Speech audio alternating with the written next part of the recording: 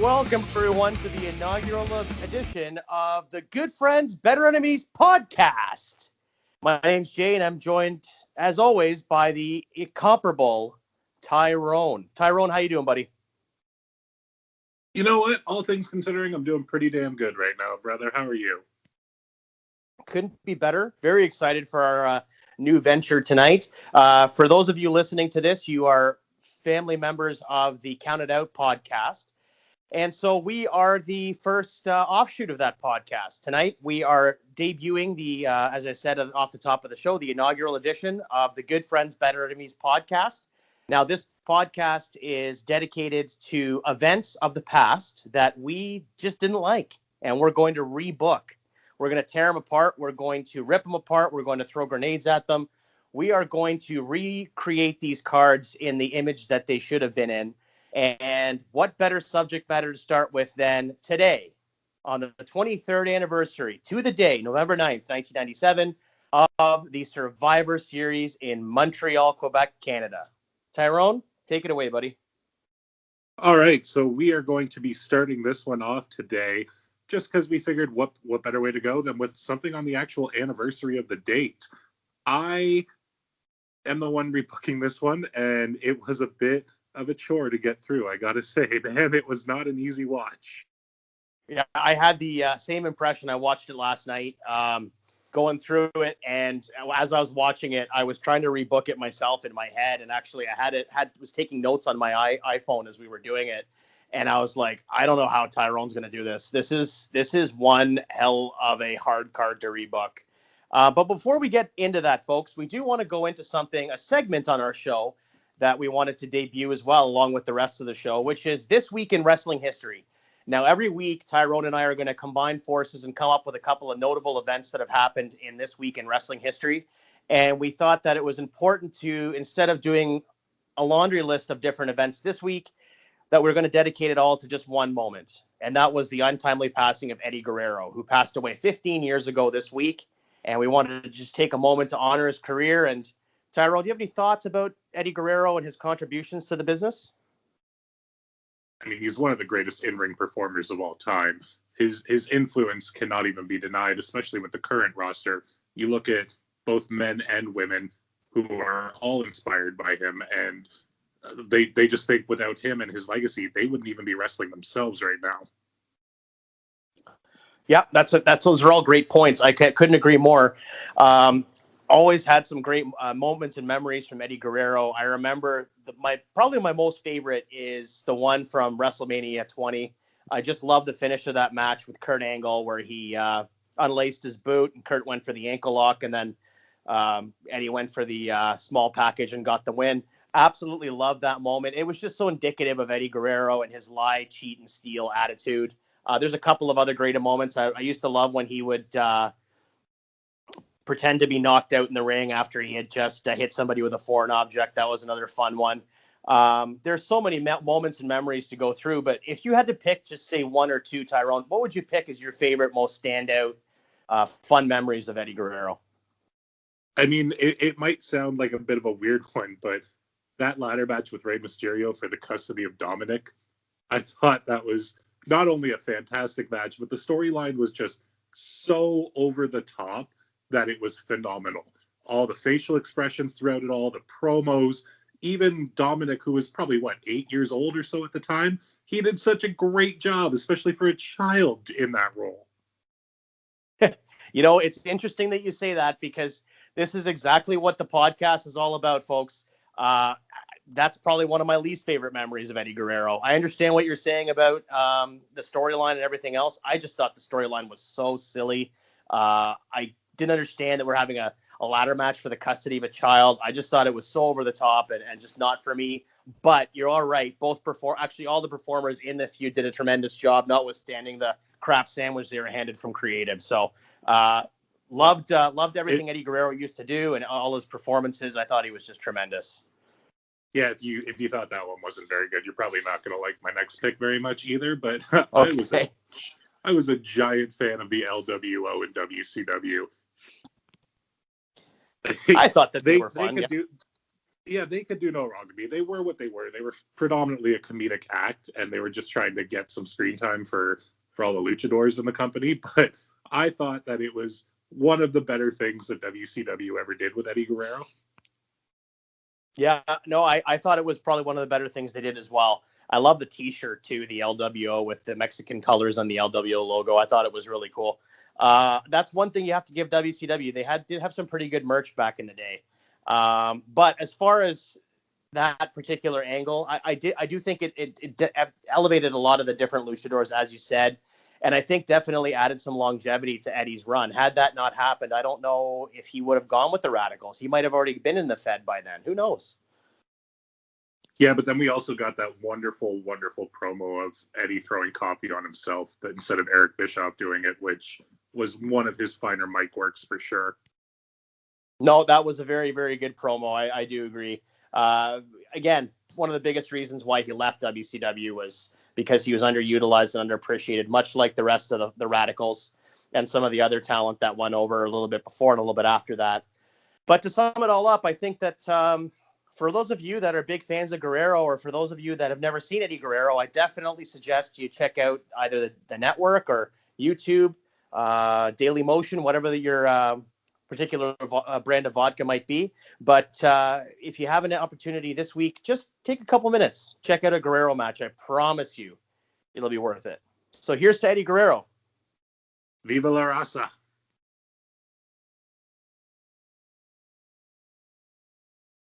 Let's cut right to the chase. 7 days ago at the Survivor Series, did you or did you not screw Bret Hart? Some would say, I screwed Bret Hart. Bret Hart would definitely tell you, I screwed him. I look at it from a different standpoint. I look at it from the standpoint of the referee did not screw Bret Hart. Shawn Michaels certainly did not screw Bret Hart. Nor did Vince McMahon screw Bret Hart. I truly believe that Bret Hart screwed Bret Hart. And he can look in the mirror and know that. All righty. Well, with that being said, I think that it's time to dive right into this list. I mean, it's a pretty interesting time of the year, or for pay-per-views, Survivor Series, and it's a pretty interesting era in the company. Full disclosure, Survivor Series is one of my favorite pay-per-views of the year. It's something about the fall time. We're starting to get into the festive spirit around this time of year. I love the concept in the early years. I thought the elimination tag matches were quite good. I really enjoyed the whole concept of Survivor Series. I mean, nowadays it's quite different than what it was when it started. But with this specific event in mind, I mean, what are your thoughts about Survivor Series and its lineage and its creation and where we came from to where we are today? I mean, when it started, the whole gimmick was teams of 5 thrive to survive. And I thought that was fantastic. You had enough room on the card to get pretty much everybody on the roster in there, including some of the absolute worst to watch matches ever, the 10-man tag team matches. But overall, I did enjoy Survivor Series in the earlier years. By the time we got to around this era, I was kind of over it. Like the 8-man tags had kind of run its course to me. There was no real big feuds blowing off in them anymore. It was just put guys in a match to go. Yeah, I can't disagree with that. I mean, if you look at the Survivor Series as a whole, especially when it started in '87 and then for the few years after that, I mean, the amount of star power that was in every match, it definitely made a difference. By the time we got to 93, 94, 95, even 96, some of these elimination tag matches were really hurting for star power. I mean, you just have these preliminary tag teams grouped together in 4-on-4 matches, which didn't make for the most exciting watching. And also then, of course, you had these gimmick teams as well. Some of it was fun, but a lot of it was sort of silly and not that interesting to watch. But I do agree with you. The concept as a whole, when it started, was really great. We just wanted to have a little discussion about the Survivor Series as a whole before we got into this actual event tonight. So Survivor Series 1997. Going into the event, we've got Bret the Hitman Hart as the World Wrestling Federation champion. We have Owen Hart as the Intercontinental champion. We have Shawn Michaels as the European champion and the Legion of Doom as the World Wrestling Federation Tag Team Champions. Now, on top of that, there's a couple of interesting things going on at the time. For those of you that don't know the story, Bret Hart was on his way out of the company. He had been told by Vince McMahon that he could no longer honor the obligations of his 20-year contract. That's right, folks, 20 years he was signed for, a contract that would pay him about $1 million a year. On top of that, we're about a month removed from a very sad event with Brian Pillman's passing, which coincided with the first ever Hell in the Cell, which happened at Bad Blood in Your House in St. Louis, Missouri. Now, the first ever In Your House Bad Blood and the Hell in the Cell match itself were innovative at the time and a completely unpredictable, uncanny presentation for the WWF at the time. What an incredible match. In my opinion, the greatest Hell in the Cell match of all time. But we were working towards this Undertaker and Shawn Michaels feud that had started at SummerSlam. Now we are doing the blow-off at the Bad Blood pay-per-view. And then from there, we start moving towards the Survivor Series. So a couple of really interesting notes coming out of this era. And then, of course, the entire landscape of wrestling changed, in my opinion, after this event. So Tyrone, without any further ado, shall we get into the rebooking of the Survivor Series 1997? We absolutely shall. So, as I said from the top of the program, this event emanated from Montreal, Quebec, Canada. Happened November 9th, 1996, or 1997, pardon me. And we didn't have a free-for-all match on this particular card. Free-for-all was dedicated to building the Bret Hart and Shawn Michaels matchup. So our opening contest is a 4-on-4 Survivor Series elimination match with the Godwins and the New Age Outlaws taking on the Headbangers and the New Blackjacks. What do you got for me, pal? So I'm going to start it off a little bit earlier than that, and I'm going to say I'm going to change the commentators on this event. Oh, wow, okay. I couldn't sit through so much Jerry Lawler. I had to get rid of Jerry Lawler. I think that this event would have been slightly better if you had put James E. Cornette in that position. And you had Jim Cornette and Jim Ross do this. Because throughout this night, Cornette's reactions to everything would have been perfect. I don't hate it. I mean, I'm a big Jerry Lawler mark, but I do like Jim Ross and Jim Cornette on commentary. So if you were going to switch somebody out, I think that's the right choice. If I'm not mistaken, the prior Monday, the Go Home Raw for this Survivor Series, it was Jim Ross and Jim Cornette on commentary. So that's kind of fun that you tie those together. They were for the first half for Raw, and then for the War Zone, they brought Lawler out.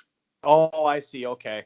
I just remember, I definitely remember Jim Cornette being a part of that broadcast. So yeah, not a bad choice. I mean, if all things considered, I would prefer to have Lawler on commentary. You and I have strong disagreements about Lawler and his commentary. I really enjoy it, and you not so much.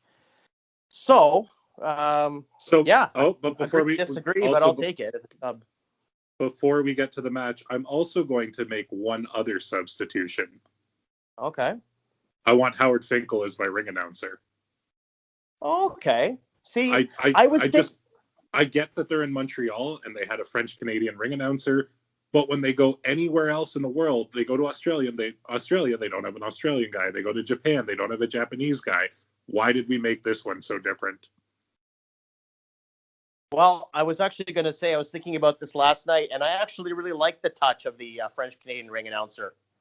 I will say that at this time, they had just a couple of months previous had an event called One Night Only in Birmingham, England. And they had a European announcer for that show named Carsten Schaefer.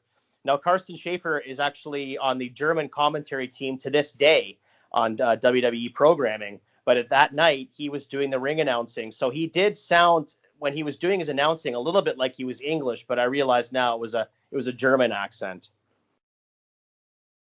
Fair enough. I mean, I guess they were trying different things in this era, but I'm a Fink mark. Give me Fink all the time. I'm never going to disagree with the idea of having the Fink on commentary, that's for sure, or on the call, that's for sure. He is the greatest ring announcer of all time, bar none. All right, on to the first match. So, right off the bat, I am getting rid of the Headbangers. I don't Okay. think they needed to be there. I think we could have substituted them with 2 members of DOA. And then on the other side, I'm going to get rid of the Godwins. And I think that we could have substituted them with Doug Furness and Philip Lafon. I understand that it's heels and faces, but as we see throughout this show, there are occasions where the teams have heels and faces on it. So I thought, why the hell not? Yeah. I mean, at this point, Furness and Lafon were heels, so that kind of works. But we're in Montreal. Never forget we're in Montreal. So No, you're right. That makes them an automatic face for this event. See, this is hard for me because I was trying so hard last night to think about how I would rebook this card, and I couldn't for the life of me. I had a pretty good idea of how I would do the big time, box office marquee matches. But as far as the first opening matches, I had no idea what I would do for it. I was racking my brain. So much as I hate to agree with you, yeah. As much as I hate to agree with you, yeah, I'm going to give you this one. I mean, I don't hate it. I mean, these first couple of matches were so hard to rebook in my mind that I'll give you some credit. I have to give you credit. Now, that's not going to last. Don't worry. It's not going to last. I'm sure. I am well aware it is not going to last. You are going to hate me by the end of this, and I cannot wait. No, but that's fine. I'll give you the nod on this one. It was a really, really hard match to rebook. So yeah, I'll give you that. Here's how I see it going down. You have Philip Lafon and Doug Furness, who Phil Lafon is French Canadian, so he's going to get cheered no matter what. You have them team up with the Outlaws, who are playing the chicken shit heels. You have the Outlaws kind of make little tags here and there, do a little jab, then tag out. Have Philip Lafon and Doug Furness do all of the work, and then have all 4 men, the remaining survivors. You put the Outlaws over strong. You do a showcase for Philip Lafon and Doug Furness. Everybody goes home happy. Yeah, I don't disagree with that. I like, as I said, I think it's much better than what they actually did. And again, this is not going to be a trend throughout the show, I'm sure, but I have to give you the nod on this one. This was a pretty solid little rebook. I'm not going to cry about that one at all. Good job, man. Like I would much prefer have seen that than what we got. Yeah, I think a lot of people will once they hear this. I don't doubt it. All right, so next up, or are you all finished with that match, or do you want to keep going? No, man, let's keep going. I'm done with that one. On to the next one. All right, sounds good.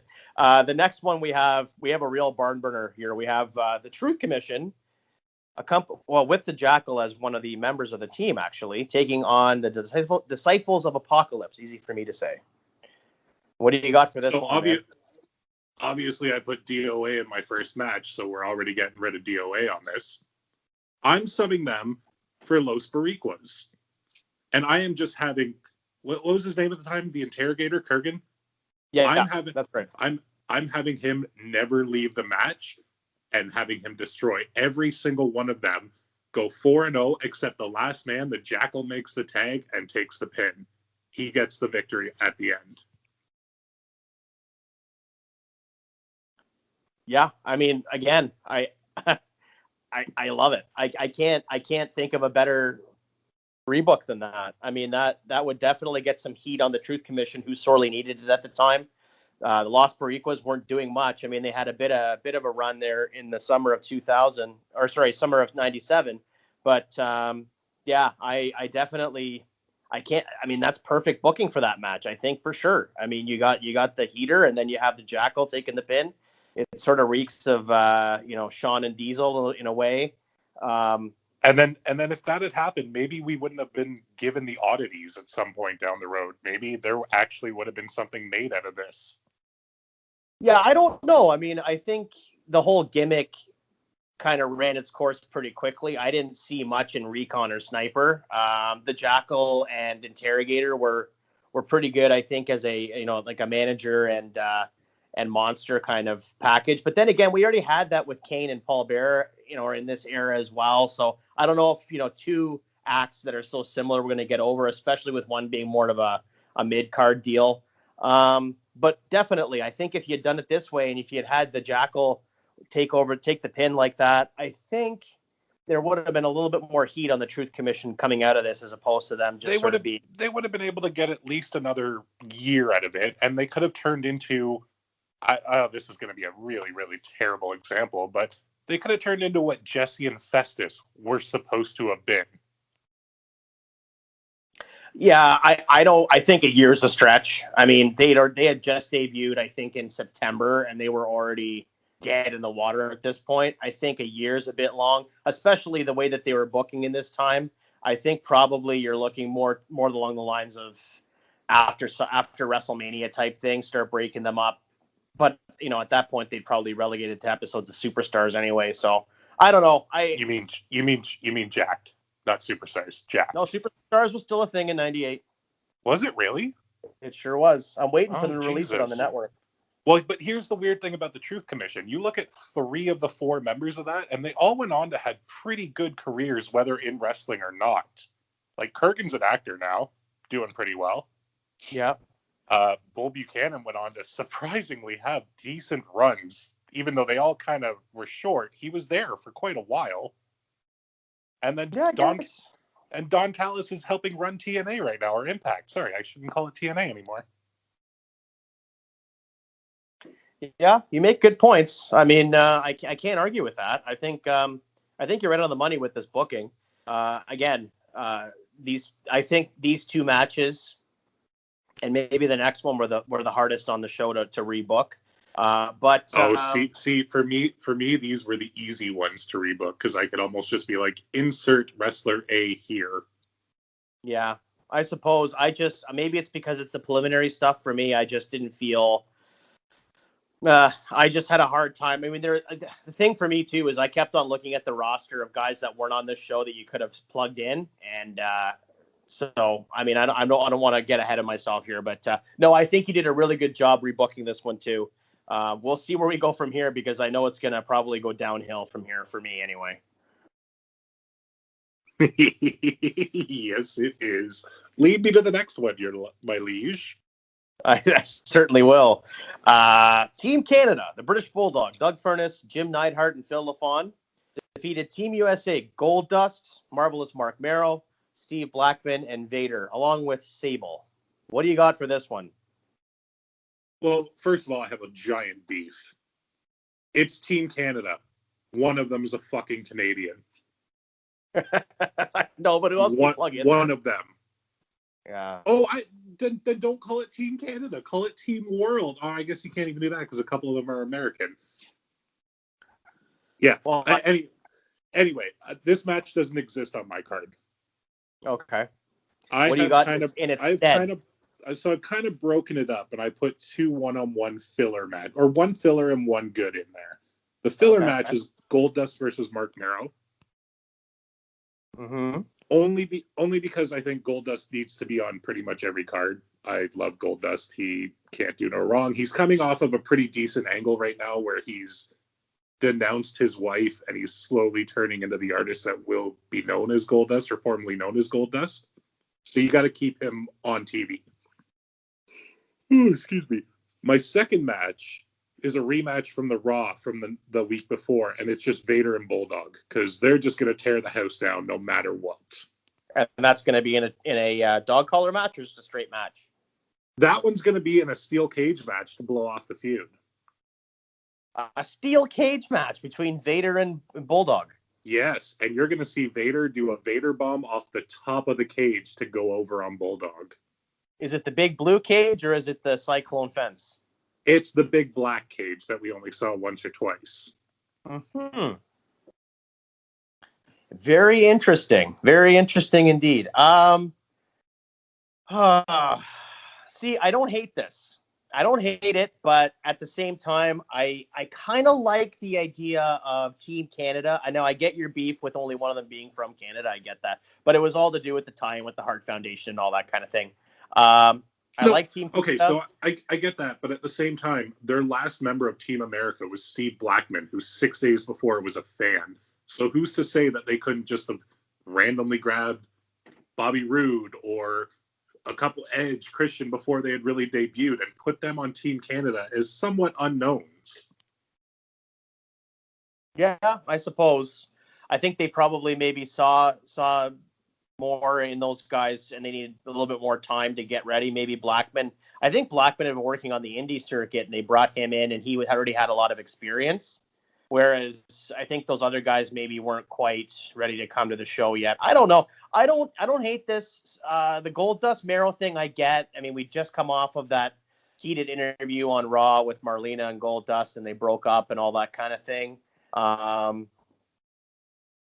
With Mero, yeah, maybe you could have had Goldust like maybe hitting on Sable a little bit. I don't really know. I mean, see, part of me really likes No. this. Okay, so I haven't gotten a chance to actually break this match down like I did the other one. Oh, I'm sorry. Go ahead. With this one, this is where you get the debut or re-debut of Luna. And she comes out and just takes Sable hostage, which distracts Mero, and Goldust goes over. Okay, I like that a lot. Damn it. Yeah, that's good. That's good. I like that. But I gotta say, I like that a lot. One thing from the actual match that made me actually do a spit take, I laughed a little too hard, was when the British Bulldog did a little karate martial art pose to Steve Blackman. I don't know why I found that so funny, but I did. I love the finish of the match too, where Bulldog just grabs the bell and waffles Vader, and that's it. I love that finish. Yeah, you know what? I like the Mero Goldust idea. I love the fact that you're bringing Luna into it. It makes a lot of sense. Luna was coming in anyway. As for the for the Vader and Bulldog match, I understand why you're putting in a cage. I don't think it needed the cage. Then again, this is your card to rebook. I'm just bouncing a little bit off you as we go here. But yeah, it's probably better than what we saw. Although I do love the idea of the tag matches with the Team Canada. So I'll begrudgingly give you this one, I think. I am blown away that I actually have your support on half of this shit so far. Actually, almost all of it. Yeah. Well, because we haven't hit the good stuff. Yeah, I think that a lot of this, because for me, this card was pretty lousy. So anything that you were going to do was probably going to make it better because it's such a great wrestling mind. But at the same time, there's some of it I know that's coming up that I'm just going to not like at all. So, well, why don't we get there, bud? Take me to the next one. What do you got next, pal? What do you got? We got the next matchup on the card that took place was Kane with Paul Bearer defeating Mankind. What do you got for this one? Okay, so first things first, we need to get rid of that goddamn mood lighting. I've said it recently with The Fiend a year ago. I'll say it again. Fuck the red lighting. See, I thought it worked here. No, I'm not a fan. I find it takes away, like, you get distracted by it. You're kind of looking around. I don't have the best vision in the world either, so it's harder for me as an older man now these days to look at the TV screen and see that. I keep thinking I'm in Amsterdam and hookers are going to pop up, you know. And did they not during the match? Just one screaming banshee named Paul Bearer. That was pretty much it. Okay. Well, that's a hooker that I would probably send back. But as what do you have as far as the match goes, I'm not touching the match. I'm just legitimately removing the lighting. I thought the match was great.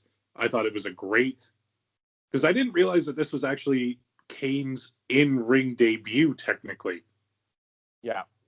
And I thought for his, like, obviously he'd been working forever and we'd seen him in other gimmicks, but him and Foley they almost stole the show to me. It was hard hitting. Some of the spots were incredible. Like when he threw him off the top turnbuckle onto the floor, it was ridiculous.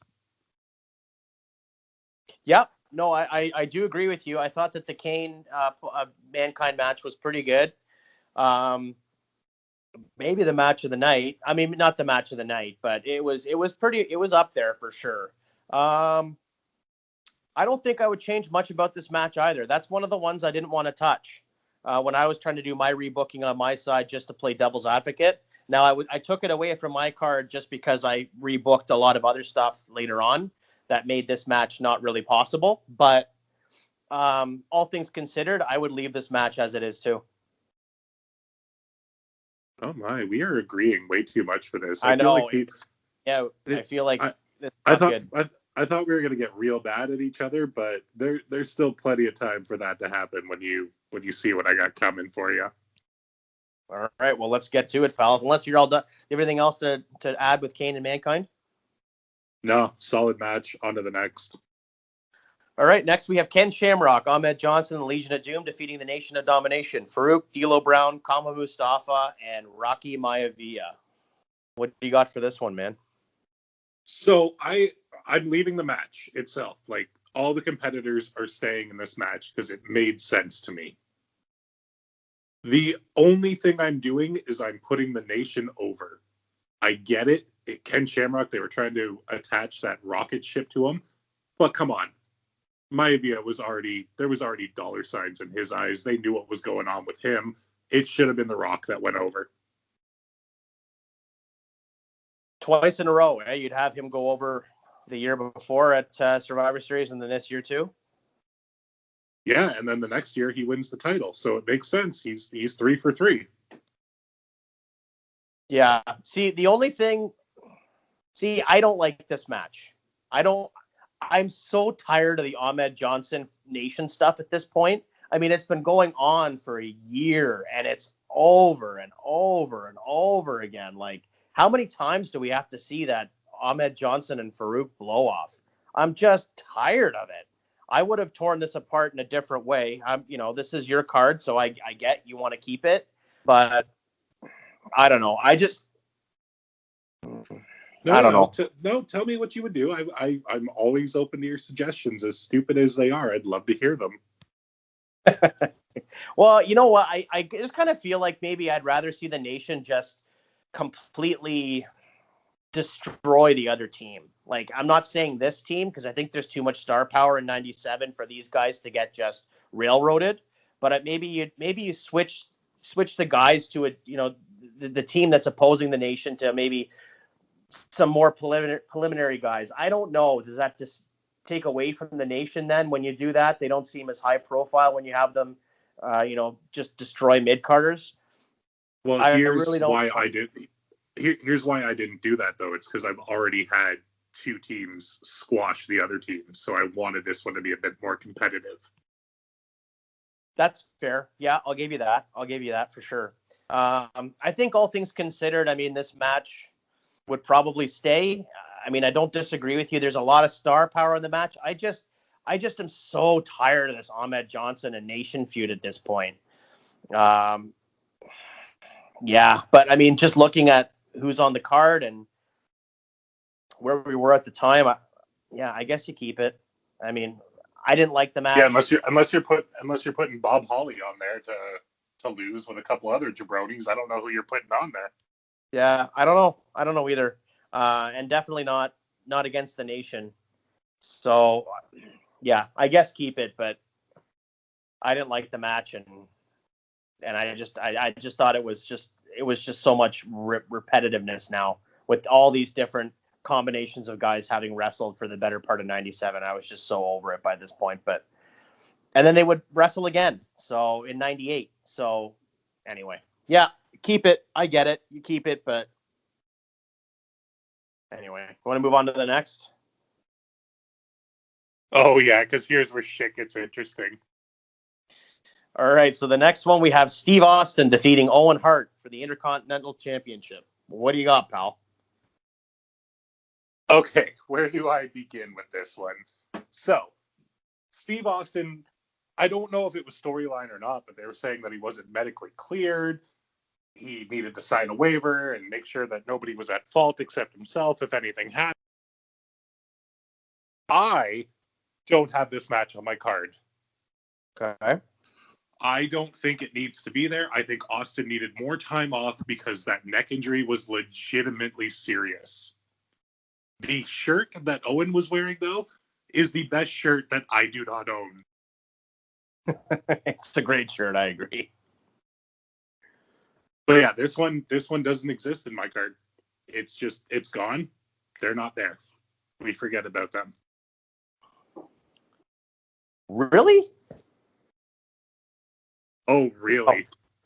See, I thought I thought about it on my end too. I thought maybe you do it differently and you have like Austin captain a team versus like the Hart Foundation and like a elimination type thing. Maybe you don't have it for the Intercontinental title and you just have Owen and Austin in like a street fight, like a non-sanctioned type deal, kind of like the match that Austin had with Rikishi a few years later when he came back from his other neck injury. No, we don't talk about that match ever. I know, it's horrible. It's absolutely awful. But just sort of in the same idea, like the same sort of vein as that one, just have like this non-sanctioned brawl. I kind of felt like maybe that might be a way to go, but I'm not getting rid of this match. I don't think that this match needs to be gotten rid of. This was Austin's return. Austin's return to the company and a return to in-ring action. This was his return to avenge Owen Hart and what Owen had done to him. Owen had been riding his ass for months and months and months about breaking his neck, and now Austin gets the win. The only thing I would have done was make the match a little longer. The actual match that took place was like 3 minutes. So I disagree with you 100%. I think this match should be on there in some shape, form, or fashion, or at least these two guys need to be on the card. Who's saying they're not on the card? Apparently me. So, okay. So do you have anything else you want to add to this? No, not at all, because here's where shit's really going to get interesting. Okay. Well, this is what we're all here for, folks. This is the main event. This is maybe the most controversial match in wrestling history. Full disclosure, you and I talked about this a little bit off air, Tyrone. I actually think this match is really good until the actual screw job portion of it. I really enjoyed the match. I think you said the same. I thought it was a really, really good brawl and then a really good in-ring work as well. But without further ado, folks, the main event, Shawn Michaels defeats Bret the Hitman Hart by submission for the World Wrestling Federation Championship. Okay, so I'm going to take you back. I'm going to take you back to October of 96 to start this one off. All right. In October 1996, Bret Hart signed a 20-year contract with the Federation. We all know how that panned out just over a year later. So in this booking, Bret Hart returns and signs a 1-month contract in October 96. He puts over Stone Cold Steve Austin at Survivor Series 96. Comes back for WrestleMania, does the one-off. We still get that beautiful match, but the roles are reversed. Austin beats him. Bret's gone. Bret is no longer in the company. We fast forward to WrestleMania 13 again. You have Sid and The Undertaker for the title. Undertaker wins. We're going to go now to August 1996, where you get the rematch between Sid and Undertaker for the title, with Shawn as the referee still. Undertaker wins. So we're going... SummerSlam 97, you mean, right? That's what I meant. Sorry, SummerSlam 97. No problem. So now we're going into Survivor Series 1997. The Undertaker is defending the WWF Championship in a triple threat match against Shawn Michaels and Owen Hart. IC title, WWF title, European title, all on the line.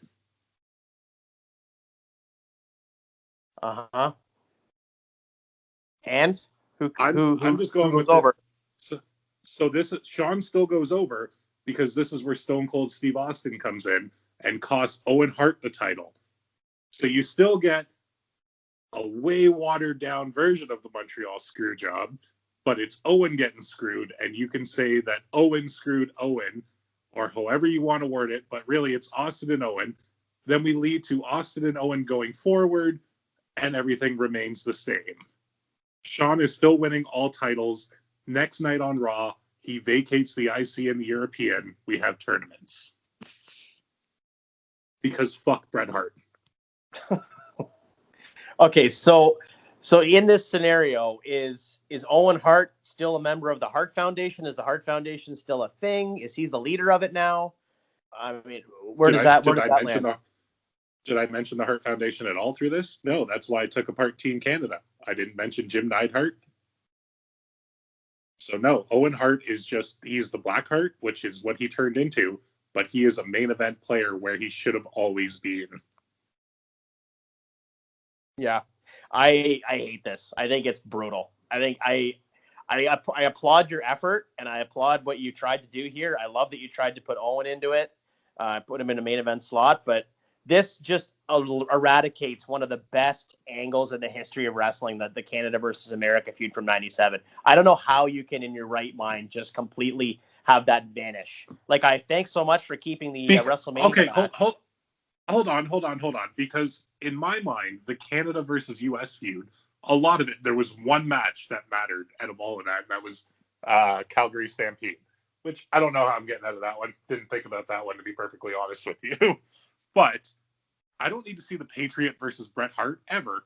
I don't need to see Bret Hart being whiny little bitch Bret Hart that he turned into in '97. If I want to remember a Bret Hart, it's from '96 and before.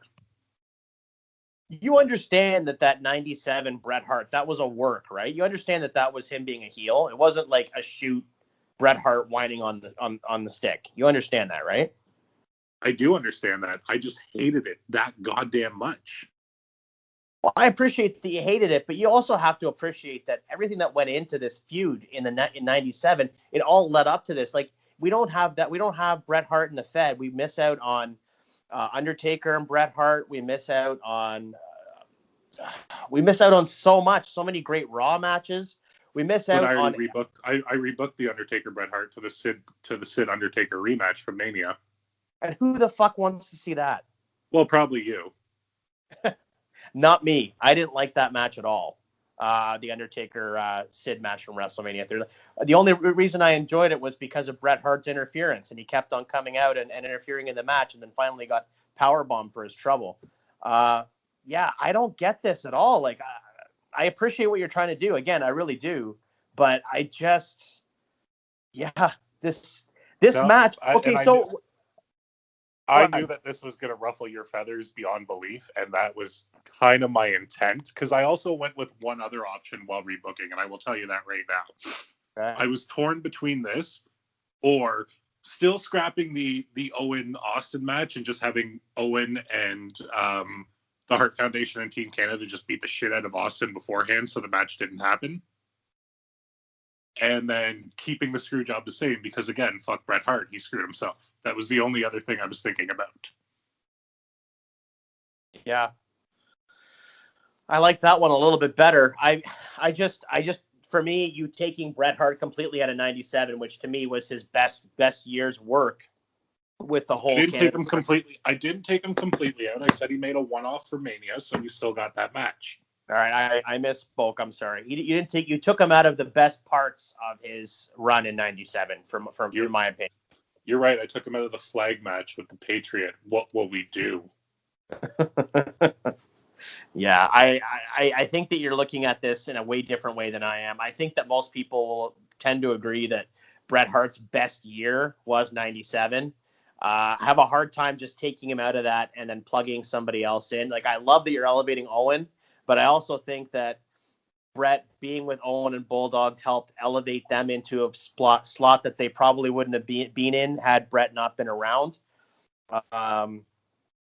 Yeah, I don't know how you go through this and just eliminate Bret Hart altogether. So where does this lead with Vince? All right, because this is the idea that Vince became the biggest heel in the history of wrestling because of the screw job. That was like the straw that stirred the drink with his heel character. So where does Vince fit into this? He fits in that this didn't happen, but he still turns into the corporate heel that Austin is revolting against in '98, and we still get that Mr. McMahon character because of that. It's just a slower burn. It's a bit of a slower burn, but at the same time, yes, this was kind of the planting of the seeds of the character, but it really didn't happen until he got stunned by Austin, and that's when it really took off. Yeah, but he wasn't really playing heel after he got stunned. He didn't start playing heel until after Survivor Series. No, he cut one promo that sort of turned him into a heel, which is the Bret screwed Bret promo, which is the most true promo ever, that for some goddamn reason nobody else can believe except me. So you think that it was all Bret and had nothing to do with the company whatsoever? It was all on Bret. No, it had nothing to do with Shawn, nothing to do with Vince. It was all on Bret Hart. I think that Bret fucked himself completely. He signed this contract, and when they told him they couldn't pay it, all right, cool, that's kind of a shitty business deal. I get it. But if you know it's your last match, it is goddamn tradition. You put over somebody on your way out of the company. He didn't want to lose in Canada. Who fucking cares? That's not true. That's not true at all. He didn't care about losing in Canada. He didn't want to lose to Shawn. He didn't want to lose to Shawn. Well, who else are you losing to at that point, though, in that situation? No, anybody. Not anybody, because as to what you're saying, that is the feud that everybody wanted the payoff for. Was it a shitty payoff? You're goddamn right it was, but we're still talking about it here 23 years later to the goddamn day. I agree with you that the match needed to be blown off, but I think that you could have had Bret, Shawn, and somebody else in a triple threat and had Bret do the fall to the other guy in the match. That's the way I would have rebooked it. The way I would have rebooked it is this. Do you want to hear the way I would have rebooked it? Yes, enlighten me, oh fine, sir. I would have had Undertaker in the match. I would have had the Hell in a Cell go off. I agree with Undertaker 100%. I don't know why Undertaker was not on this goddamn card, period. Because he was selling the injury from or he was selling being away from the WWF because of what had happened the month previous with Kane. So here's how I rebook it. I have the Hell in the Cell match go down the exact same way, except Kane isn't a factor. You still have the brawl and you have Shawn knock out the cameraman. The cameraman gets taken out by the medical staff, and the door opens at Hell in the Cell. Then you have Shawn and Triple H and Hunter all just destroy Undertaker until he's unable to respond to the to a sweet chin music, and Undertaker takes the pin. The match goes off. The next night on Raw, you have Slaughter come out and throw out the decision and say that wasn't the point of the Hell in the Cell. You guys found a loophole. You guys completely screwed over the Undertaker. So your number one contender's status is now eliminated, and you, Shawn Michaels being you, Shawn Michaels and Undertaker will take on Bret Hart for the title. And then when you go to Survivor Series, you have Undertaker, Shawn, and Bret in a triple threat match. Bret does the job to Taker, or Shawn does the job to Taker. Either one. You get the title off Bret, and then as soon as the Undertaker wins the title, the lights go off, and Kane debuts at Survivor Series instead. That's the way I would have booked it. Well, now I understand why you took Kane and Mankind off for something else. Yeah. So I think that makes a lot of sense just for me. I mean, I don't want to tell you like this is your card to rebook, but this is the whole idea is us exchanging, right? So that's the way I would have booked it. I would have preferred to see that. And then, yeah, you still get that. You can get that brawl with Shawn and Bret and all that kind of thing with Taker in the mix. Nobody's going to complain about the Undertaker being in there. And then that solves all the problems. And then you have Bret Hart come out the next night on Raw, and he just, says thank you to the WWF audience and whatever else. And then he goes off to WCW. And the screw job never happens. See, you're writing the happy finish, whereas I'm writing the screw it, I don't care about Bret Hart finish. And see, I think that Bret Hart deserved a lot better than what he got that night. I don't at all. No, I know you don't. I just never understood why you hate him so much. We've talked about this before, and you give me your reasons, which to me are just like jackass dumb. But I'll, agree to disagree. I respect your opinion, and I respect that you don't. What can I say, Jay? I hate his poofy hair and his open mouth when he's wrestling. I know that. I the cosmetics. That's why you don't like him. I don't get it. No, I just went over why I don't like 97 Bret Hart, because yes, it was a gimmick he was playing, but I hated that gimmick so goddamn much. Yeah, I really don't know. Well, I mean, all things considered, I think you've done a really good job rebooking this card. I completely disagree with the main event. I like that you have Owen in there. I like, Shawn. See, to me, the Owen and Sean stuff makes more sense after the Survivor Series, but that's based on what actually happened at Survivor Series as opposed to your Candyland approach to it, where you take Bret Hart all together. So, yeah, I mean, what do you folks think? You're listening to the podcast. What do you think? Hit us up on Facebook, Twitter, Instagram. We have we're just in the process or of just drop a comment in the video below and let us know what you think. Absolutely. That's a great idea. But yeah, just let us know what you think. How would you have rebooked it? I have my way. Tyrone has his way. I think that Tyrone's done a great job rebooking this all together, with the exception of the main event, and that friggin' Ahmed Johnson Nation of Domination stuff needs to go too. But all in all, I think you did a pretty good job, man. Oh, I know I did a good job. I'm just glad that I finally swayed you. You didn't sway me in the main stuff. You swayed me on the undercard, but the main event makes zero sense to me. I mean, I just don't understand how you get Bret Hart completely out of it. It makes no sense to me whatsoever. You'll come around. You'll get it.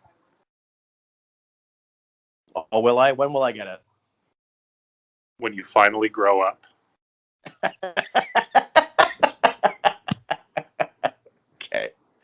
All right. Well, on that note, ladies and gentlemen, unless you have anything else to say about Survivor Series, Tyrone, I think we pretty much beat that to shreds.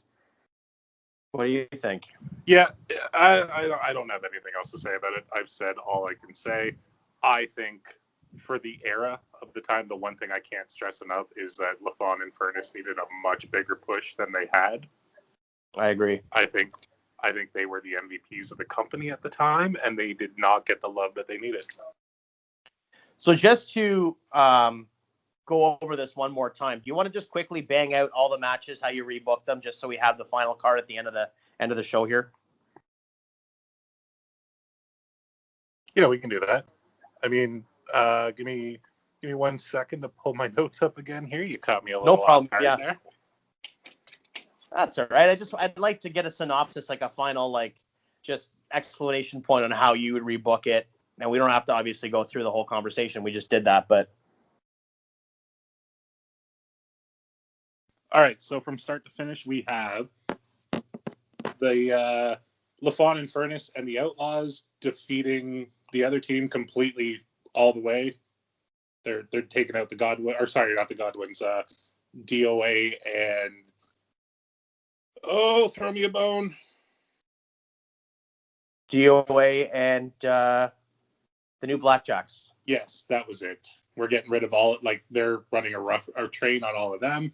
Then we're getting Kurgan running a train on all of Los Boricuas with Jackal getting the final pin. And then we are still keeping... then we're adding Vader and Bulldog with Vader going over. We're adding Goldust and Marrow with Goldust going over with the debuting Luna.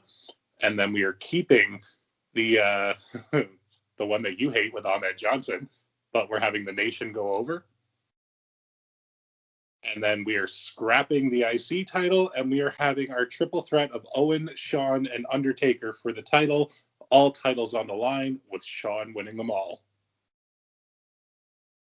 All right. Well, I think all things considered, as I said before, you did a great job rebooking. I disagree with a lot of it towards the end. But the opening few matches were really, really well done. Even tearing apart Team Canada, I thought you did a great job with that as well. But as is customary on our show, folks, I am going to be rebooking next week's card. So I guess the $1 million question is, what card am I rebooking, Tyrone? You are rebooking Survivor Series. Let me sit on this for 1 second here and give you a year, okay? That's no problem. You can think about it. Give me whatever you want. Hit me with your best shot. You're going to go 2003. 2003, Undertaker and Vince in a Buried Alive match, I believe. Oh, yes. Team Austin versus Team Bischoff. Yeah. Okay. Yeah. You you finally get your Team Austin match that you wanted to have in this one of him captaining a team. There you go. You're Perfect. getting it a few years later. All right. Well, I will definitely have a look at that one. I think right off the top of my head, I have a couple of really good ideas about how I would tear this one apart. Some real weird matchups, if I remember correctly, and that finish to that Undertaker and Vince match was really weird. The fact that we had the match period was really weird. So I think that I'm very interested to see how you rebook that because of what it led to. Yes, as am I. I have no idea yet, so I'm gonna see where we go. But okay, well, I think we did a pretty good job for our first attempt at this. Tyrone, what do you think, pal? Are you happy with it? Oh, I'm happy with it, just because I know you're not. Well, I know you're happy with it because there's no Bret Hart in sight. Well, or on that, Sid. Yeah, or Sid. I wish there could have been a little bit of Nash on there too, but he was down south. So, well, on that note, folks, I think that this is going to put a bow on it for us this week. Look forward to next week when we break down, or rather, I break down the Survivor Series 2003. And thanks so much for tuning in. And for myself and Tyrone, ladies and gentlemen, good friends, better enemies, thanks you very much. Bye.